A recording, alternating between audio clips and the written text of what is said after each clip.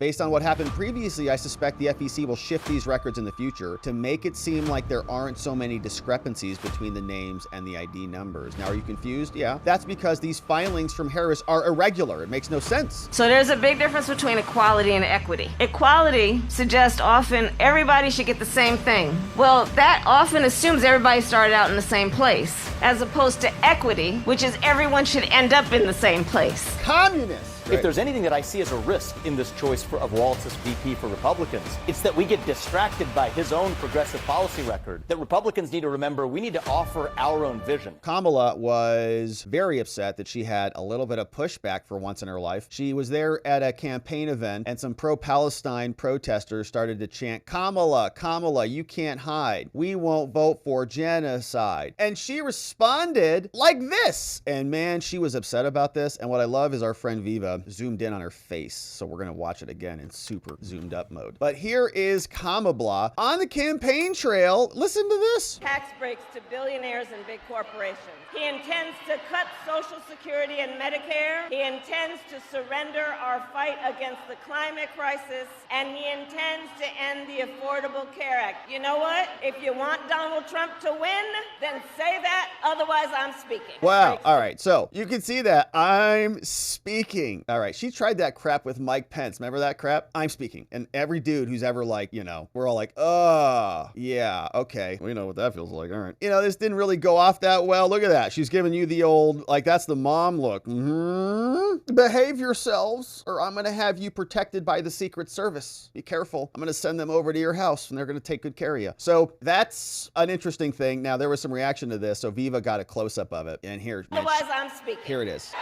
Oh! Oh, Kamala. You're getting protected by the Secret And you know, Service. that's so. All right, so here's Trump. He just takes a bullet. Watch this from Viva. That chart's a couple of months old, and if you want to really see something that's sad, take a look at what happened.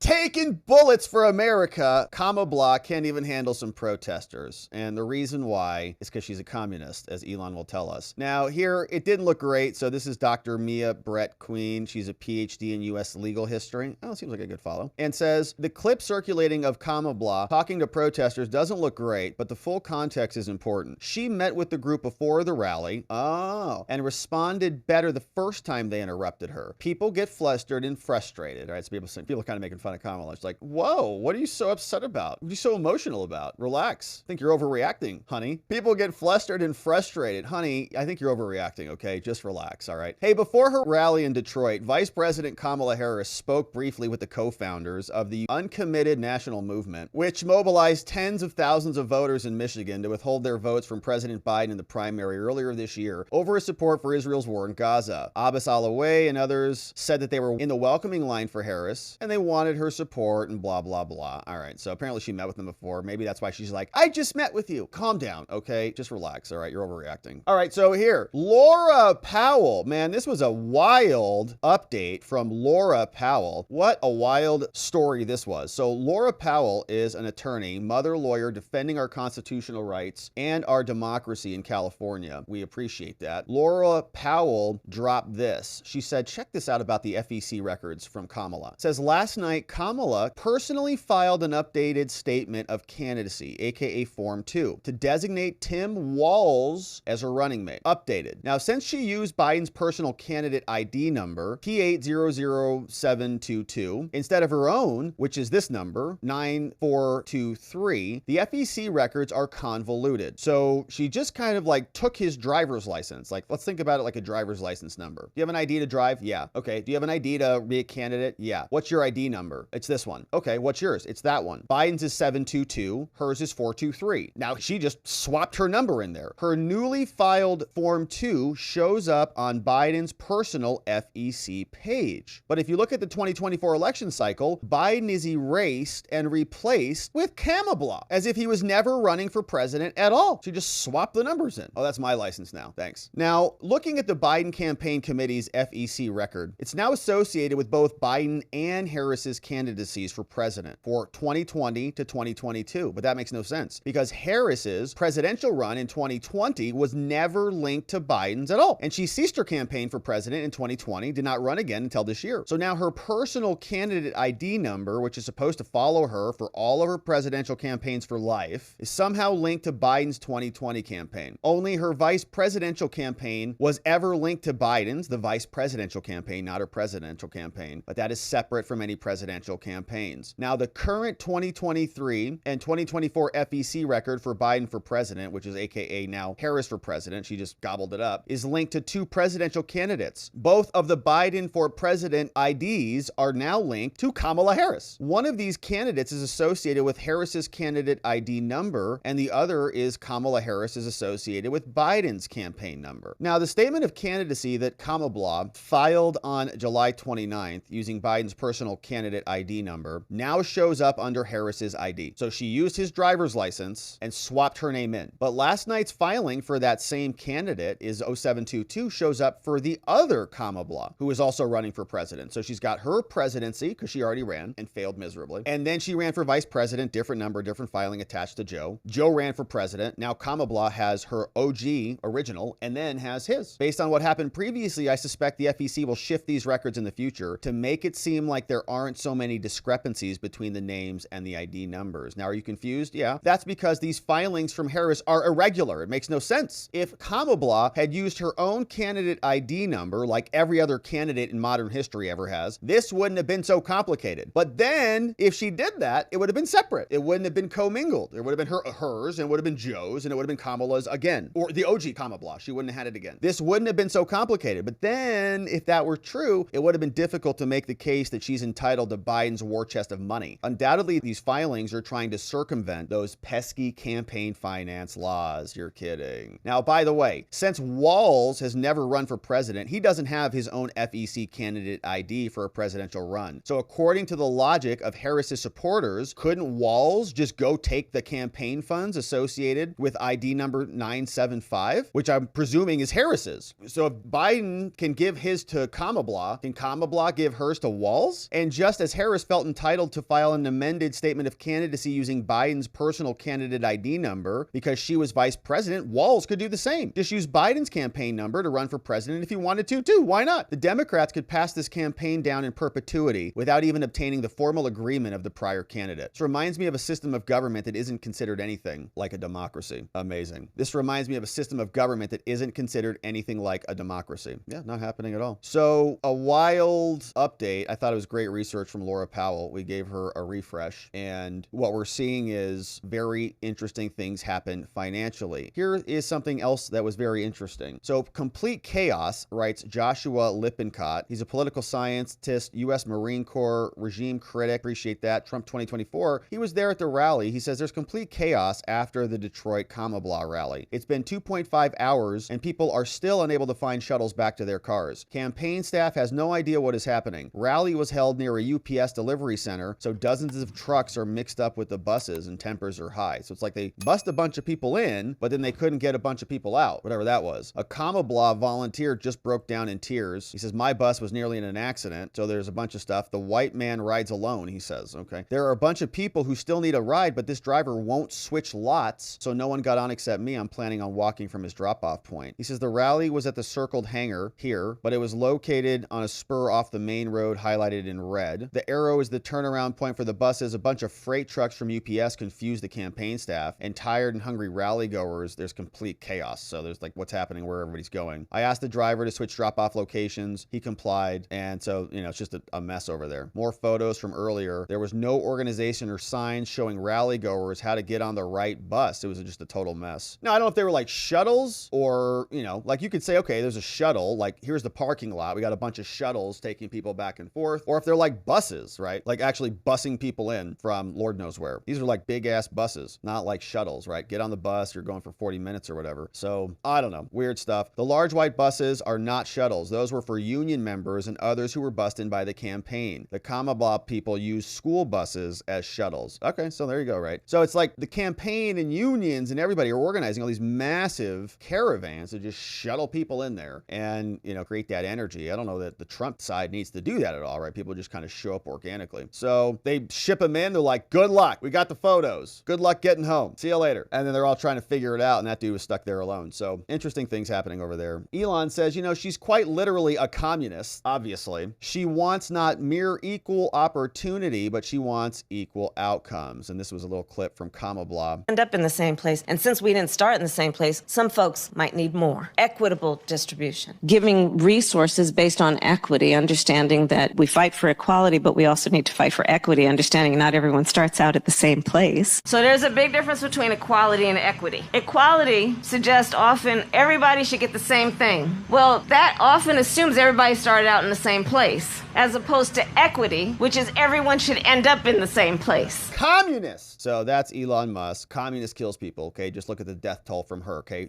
what she's talking about is having a ton of hundreds of millions of people die for her little insane utopia. So that is what she's talking about. We have JD Vance. We saw him yesterday with that press conference, and I think there was some reaction here from CNN. Let's see what they were saying about Kamala not talking to anybody. I want you to respond to a stunt by JD Vance, who tried to confront Kamala Harris on the tarmac in Wisconsin after her plane landed for a rally there last night. Let's watch. I figured I'd come by and one, just get a good look at the plane. Hopefully it's going to be my plane in a few months, but I also thought you guys might get lonely because the vice president doesn't answer questions from reporters and hasn't for 17 days. This is one of the lines. She has not done an interview. She has not done a press conference in the past 17 or so days. Donald Trump is now doing a press conference at 2 o'clock. It is a new type of trolling. He is becoming a bit of a stuntman here for Donald Trump. But does he have a point that the public has not seen her do a press conference or sit-down interview yet? Great question. Thanks for recognizing the obvious.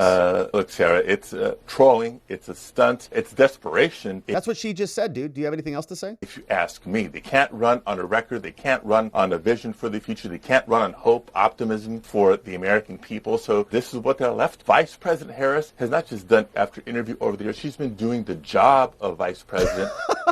They've been hiding her for more than 3.5 years. Tremendous chapter in her career after having been a district attorney in San Francisco, after having been attorney general for the state of California, after having served in the United States Senate longer than J.D. Vance has even been in office. All right, so let's be clear as to where the experience and the maturity What did she do in the Senate? lies. Anything? And she'll continue to do more interviews. You've got to cut her a little bit of slack for the last 3.5 weeks. An unprecedented way to become the nominee for the Democratic Party. It was unprecedented. She's assembled the delegates to become the presumptive nominee. She has quickly vetted and selected a tremendous running mate in Governor Walz. We're preparing for the Democratic Convention in Chicago, and she's stumping. She's doing the day job and stumping in all the critical battleground states. So we'll get to the media interviews soon enough. Soon enough, they'll get to the media interviews. You guys are just wait around for us, and we'll get to you when we want to get to you. So here is Vivek. He was out responding to a lot of this. Says a bunch here, and I think he wants to focus more on the Republicans, right? What are the Republicans going to bring? What are they going to enact in a new Trump administration? How is this going to benefit Americans? And I think there's a lot of opportunity there. It seems that the attack line from Republicans is going to be to make him out, we've seen this from the ad that's come out, sort of a radical. And I wonder what that means. What does that mean to a middle-class voter who says that the economy or immigration is the most pressing issue in their mind? Look, I think immigration and the economy are the two most pressing issues in this election, hands down. But the dirty little secret in this race is of the candidates and the tickets who are actually up there. Right now, Donald Trump is actually the moderate when it comes to policy on this race. The funny thing, Brianna, is if you think about criticisms of Republicans dating back 20 years, supposedly extreme positions on abortion, on gun control, on interventionist foreign wars like Iraq, look at Donald Trump's positions. He believes against a national abortion ban. That's a position that defies much of the Republican Party. Relatively moderate posture on issues like gun control, against the Iraq war and against fighting foreign wars that don't advance American interests today. So if this comes down to actual policy, if Republicans are able to make this about our own policy vision, seal the border, grow the economy, end rampant violent crime in this country, including of the kind that played out in Minnesota under Walz's leadership in 2020 during the BLM riots, stay out of World War III, increase prosperity for all Americans, I think that's going to be a formula for a decisive victory for Republicans. Yeah, that sounds great. If there's anything that I see as a risk in this choice of Walz as VP for Republicans, it's that we get distracted distracted by his own progressive policy record that Republicans need to remember we need to offer our own vision, not just criticize the other side. That's right. Shapiro would actually be a much more difficult target for Republicans to criticize. He's far more moderate, would have been a far more moderate pick than Waltz would have been when it comes down to policy. But because they've chosen Waltz, I think this is a great opportunity for Republicans to refocus this election on policy, on what is our vision, irrespective of what the other side puts up. And if we do, I think we're going to be successful this November. Yeah, I think that's great. And I think there are appropriate roles in a campaign, right? Some people should be the attack dogs who go out there and lampoon and mock and obliterate the other side. And then the candidate really should be above the fray. That's kind of standard politicking in general. And you often see that even in the campaign itself with the president and the vice president, right? Trump's above the fray. He offers big picture, big vision, hope, leading America into a brighter world and a brighter future. Whereas J.D. Vance comes out and he can really draw contrast between Trump and the other guy and the other gal, in this case, Kamala. So I think we'll see more of that format. And I really like this. Like Vivek is out there representing, buttoned up. See what's happening? Looks good, looks crisp, coming out, delivering those talking points. I'd love to see a lot more of that. Like highly polished, very competent, capable people out there in front of the cameras every day, just like that. I think that would be excellent. And then, the rest of us can come here and mock them into oblivion.